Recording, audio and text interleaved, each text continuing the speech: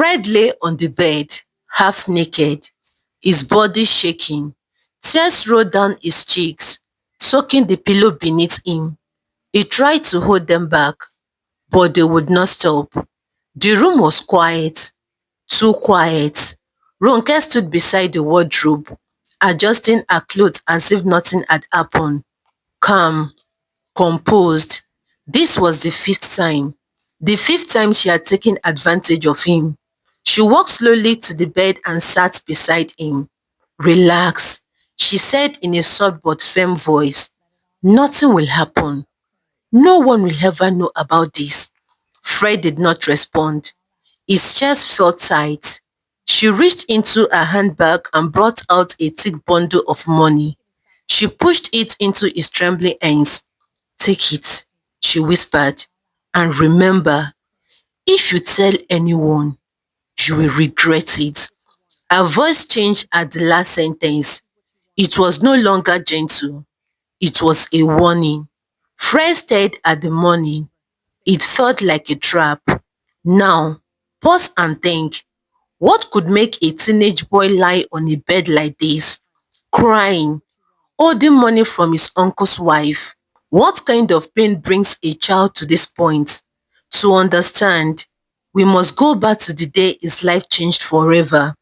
Fred was 9 years old when death visited his family. It was a normal afternoon. His father was driving. His mother was laughing at something he said. Fred was sitting quietly in the back seat. Then everything happened at once. A loud horn, a blinding light, a crushing sound. Metal twisted, glass shattered. When Fred opened his eyes, he was in the hospital. His head was wrapped in bandage. His arm was broken. His parents were dead. He was the only one who survived the accident. At 9 years old, he became alone in the world. His father's younger brother, Mr. Richards, stepped in, a successful businessman, happily married with 2 kids. I will take him, Mr. Richards said. And so, Fred moved into his uncle's house. His wife, Ronke, welcomed him warmly. But as time passed, family slowly turned into something else.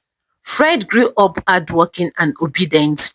He woke up early, swept the compound, washed dishes, ran errands, and took care of the children. The little boys loved him deeply. They followed him everywhere. To them, he was their big brother. Mr. Richard was often away, traveling for business.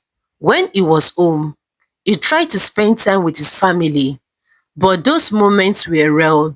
Ronke, a stay-at-home mother, had everything money could buy. Her husband provided monthly allowances. The house was beautiful, yet inside her heart, there was emptiness. She felt lonely, unseen, and unwanted. She missed being touched, missed being desired, missed feeling like a woman. Loneliness slowly became hunger.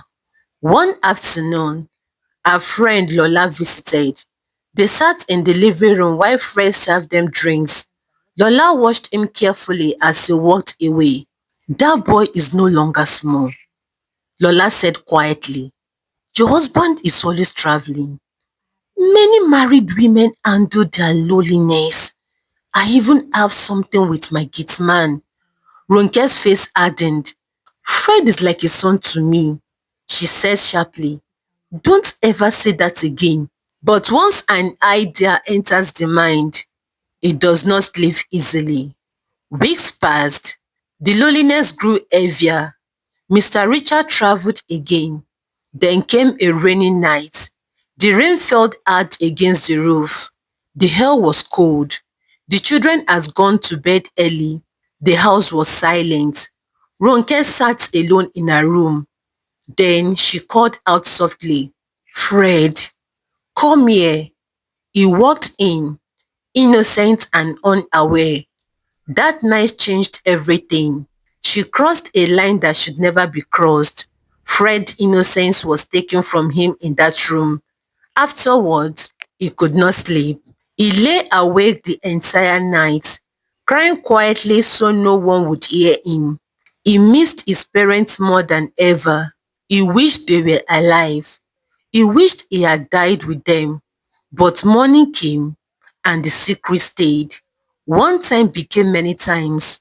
And now, Fred lay on the bed again, tears in his eyes, holding money he never asked for. He missed the boy he used to be, the boy who laughed freely, the boy who felt safe. That boy was gone, and the house that once saved him was now the place slowly destroying him. Secret had a way of growing. What started as one rainy night did not end there. It continued for years, behind closed doors, behind careful smiles, behind the image of a perfect family. Ronke enjoyed every moment. She felt powerful, in control, and desired. She would whisper sweet words one minute and threaten him the next. If you ever tell anyone, she would say coldly, I will make your life miserable. I will destroy you. Fred believed her. He had nowhere else to go. Fred was now 18 years old, still in high school, still living in the same house with his uncle, a man who had no idea that betrayal was living under his roof. Mr. Richard worked hard and traveled often for business.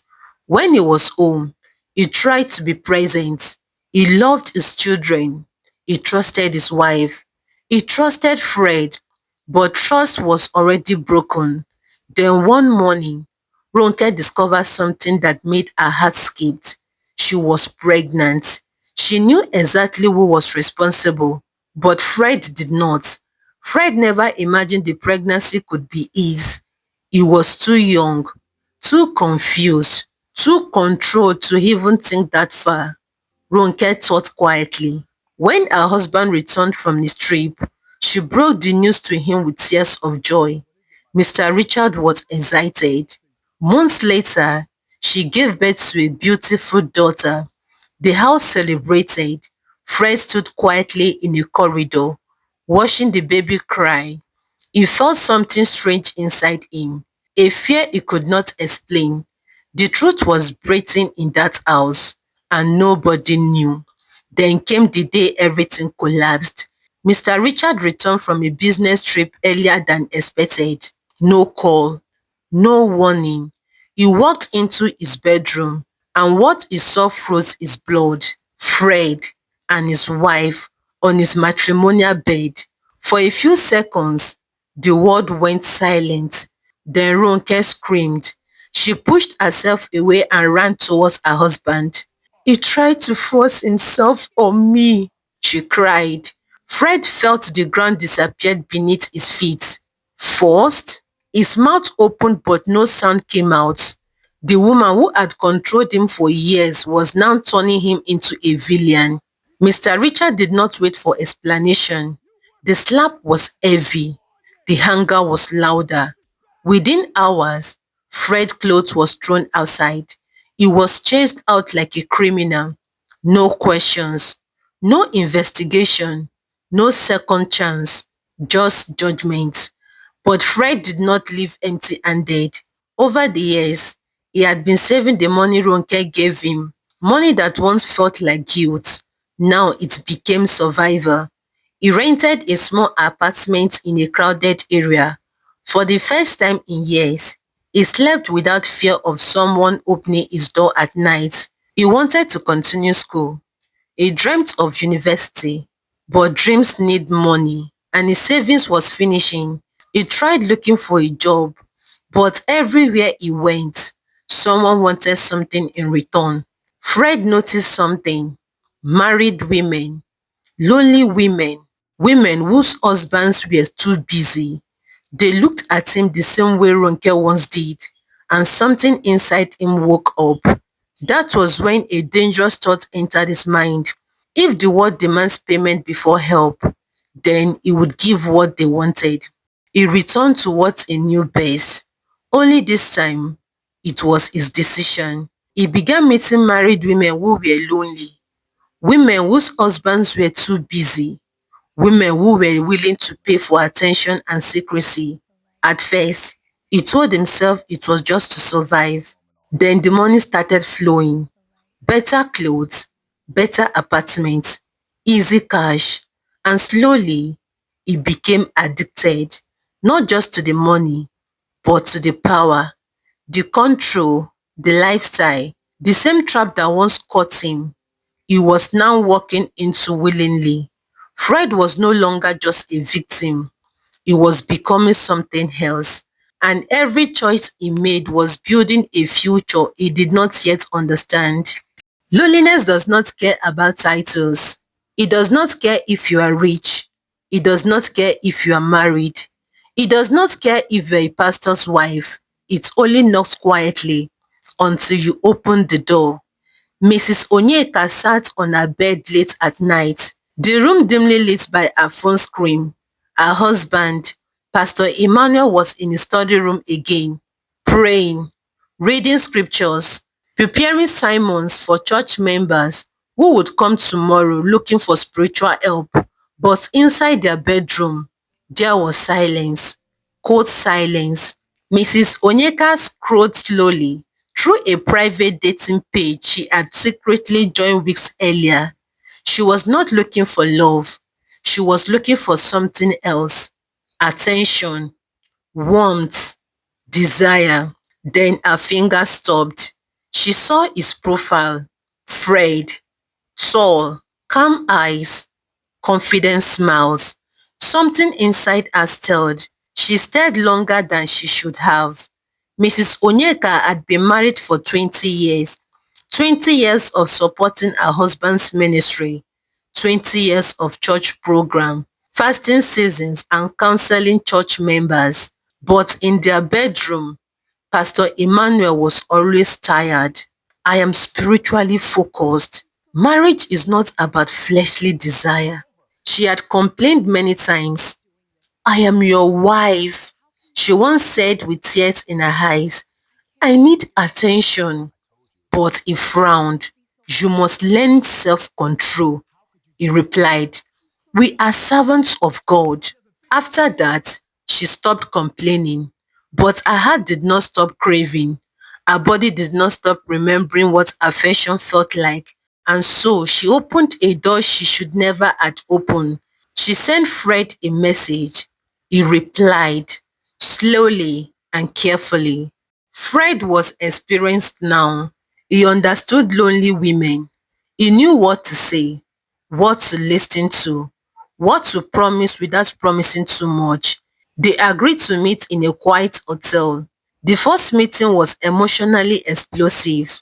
Fred listened to her talk about her loneliness, about her marriage, about her feeling invincible beside a man who was always spiritually busy but emotionally absent. For Mrs. Onyeka, Fred was different. He listened. He touched her hand gently. He made her feel seen. That night changed everything. Nobody had made her feel that alive in 20 years of marriage. When she returned home, she could not sleep. She kept thinking about him, about his voice, about his attention, about how he made her feel like a woman again. The affair continued, quietly and carefully. Mrs. Onyeka became deeply attached. She began spending money on Fred. Then she did something shocking. She bought him a car. You should not be moving around in taxi, she told him softly. Weeks later, she bought him a house in a quiet neighborhood. I am a pastor's wife, she told him firmly. I cannot be connected with anything unclean. I want a clean place where I can come to see you. There was irony in her words, but Fred did not care. He was excited. Money, comfort, power. He had moved from survivor to luxury. But Mrs. Onyeka was not done. She looked at him seriously one evening and said, I only want you. I am a pastor's wife, a holy woman. I do not want to dwell in an unclean life. You must belong to me alone. Fred smiled. He had heard those words before. Possession was common in relationships built on secrecy, but possession always grows dangerous. And what neither of them knew was that their secret was growing bigger than both of them, because secret built on desire never stay peaceful for long. They eventually demand payment, and sometimes that payment is destruction. Pastor Emmanuel noticed something strange. His wife was no longer complaining. For years, Mrs. Onyeka has spoken about loneliness, about affection, about being touched like your wife should be touched. But suddenly, she was calm, too calm. One night after night prayer, Pastor Emmanuel sat beside her on the bed. My wife, he said gently, you no longer complain about these things again. What changed? Mrs. Onyeka lowered her eyes slowly. The Holy Spirit has taken over. She replied softly, the things of the flesh no longer matter to me. I now focus on spiritual things. Pastor Emmanuel felt relief washed over him. He smiled. Thank God, he said. This is spiritual maturity. He had no idea that while he was thanking God, his marriage was already living in darkness. The affair with Fred continued, but something has changed. Fred was no longer enjoying it like before. Mrs. Onyeka had become possessive, dangerously possessive. Soon, she gave him strict instructions.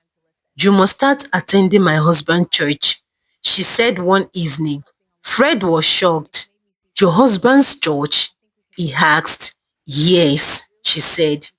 If you are there, I can watch you closely. I need to know where you are at what time. And so Fred began attending Pastor Emmanuel's church. He sat quietly in the congregation, listening to sermons from the very man he was betraying. The church members welcomed him warmly. Fred forced smiles, but inside, he was trapped. Then he met her, Blessing, a beautiful young lady in the church choir. She had a bright smile and soft voice. Fred found himself admiring her from a distance. From the first time in years, he felt something different. No lust, no control, but genuine attraction. He had not felt that kind of innocence in a long time. But news traveled fast in secrecy. Mrs. Onyeka noticed, and when she heard, she was furious. One evening, she confronted Fred aggressively. You are playing with fire, she said angrily. You belong to me, not to any other woman. Fred was silent for a long time. Then he finally spoke. This affair is draining me mentally, he said quietly. I need space. I need to breathe. Mrs. Onyeka's face changed instantly. You cannot leave me, she said sharply. I gave you everything. I built you. You belong to me. Fred shook his head. I'm not your property. That was when she lost control. She started shouting, I do not share what belongs to me. She warned him strongly. Stay away from Blessing. If I ever see you near her, you will regret it. Fred felt fear, but he was tired. He looked at her and said, if you continue like this, I will expose everything. I will tell your husband and I will tell the church. The room went silent. Then Mrs. Onyeka stepped closer slowly. Her voice dropped to a deadly whisper. If you try to expose me, she said, I will make sure you disappear. The threat hung in the air like poison. Fred realized something terrifying that night. The woman who once gave him money, comfort and attention was now capable of anything to protect her secret. And Fred was standing in a game where love had turned into ownership and ownership had turned into danger. Fear can make people do evil things. And that night, Fear controlled Mrs. Onyeka. She sat alone in her study room, eyes closed, pretending to meditate like a holy woman. But her mind was far from peace. Fred's words kept ringing inside her head. If you do not stop, I will expose everything. Her hands began to shake. Her marriage, her church reputation, her image as a pastor's wife. Everything was at risk. If I do not act fast, she whispered to herself, it will destroy me. And that was when she made the most dangerous decision of her life. She hired assassins. That same night, Fred and Blessing were in Fred's apartment. They were talking softly, laughing quietly. For Fred, Blessing represented something he had lost many years ago: innocence, peace, and real love. Then suddenly, the door was forced open. Men rushed inside. Fred tried to fight back but was overpowered. Blessing screamed loudly. They were dragged out of the apartment, forced into a vehicle, and driven far away from the city. No witness, no help, no escape. They were taken to a remote lonely road. Cold wind, dark sky, empty surroundings. Then the shots were fired. Gunshots shattered the silence of the night. Fred felt staring pain tear through his body before everything went black. When Fred opened his eyes again, he was lying on a hospital bed. White ceiling lights shone above him. Machines beeped slowly beside him. His body felt weak, like he had been broken into pieces. A nurse noticed he was awake. You are very lucky, she said softly. Fred's voice was weak. Where am I? You have been in a coma for 2 weeks, she explained. The doctors fought very hard to save your life. Fred's heart started pounding. You were brought here by a couple who found you unconscious on a lonely road, she explained. Later that day, the elderly couple who saved him came to visit. They explained everything: how they were returning home from a church program late at night, how they saw two bodies on the roadside, how they rushed them to the hospital, how the hospital rejected him and pronounced the lady dead on arrival, how he was rejected by 3 different hospitals, how the fourth hospital accepted him, how the doctors fought desperately to save his life. You almost died, the man said quietly, but God refused to let you go. Fred cried harder. Blessing was gone. The only person who'd made him feel like he could still be innocent was gone forever. He felt guilt crushing his chest. His lifestyle had not only endangered his life, it had taken someone else's life. Weeks later, Fred was discharged from the hospital. Fred refused to return to his apartment. Fear kept him away. He believed the assassins might still be searching for him. He had nowhere else to go. The elderly couple offered him shelter. They had no children of their own. They treated him like a son. So he stayed with them. For days, he remained silent. He sat alone, thinking about his life, about losing his parents in the accident, about being sexually abused when he was younger, about being falsely accused, about the lifestyle he built from pain. He realized something painful. His life has been shaped by trauma he never healed from. One evening, he broke down completely. He cried loudly. Thank you, God, for saving my life, he said through tears. That night, he finally told the elderly couple everything, from childhood trauma to abuse to betrayal to the lifestyle with married women. They listened without judging him. The woman held his hand gently. God kept you alive because he has a purpose for you, she said softly. You are not alive by accident. They counseled him. They led him to Christ. The first few months were not easy. The urge came strongly. He was addicted to attention, pleasure, and validation from married women. There were nights he felt like giving up. There were days he wanted to return to his old life. There were moments he felt so overwhelmed he thought about ending everything. But he kept fighting. Through prayer, through counseling, through therapy, through determination. Slowly, the urge began to weaken. The wounds in his heart started healing. Fred was learning something new. He was learning how to live without secret. And for the first time in many years, he was finally choosing life over destruction. Years later, the boy who once lay on a bed crying with guilt, the young man who was shot and left for dead, was now standing confidently in a conference room filled with young people. Fred adjusted the microphone. The room was silent. He was no longer the broken teenager chasing married women for money. The accident had reshaped him. Pain had refined him. Grace had rebuilt him. He was now happily married, blessed with two beautiful children. The elderly couple who rescued him had become his parents in every way.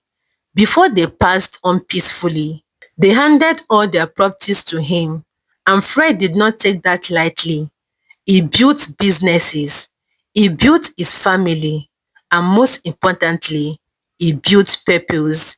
He was invited to schools, conferences, churches, and social gatherings to speak to youths, not because he was perfect, but because he survived.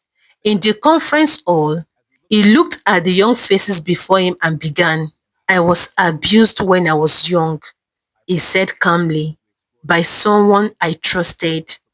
The room grew quieter. "I grew up in pain I never healed from. And instead of dealing with it, I turned it into a lifestyle."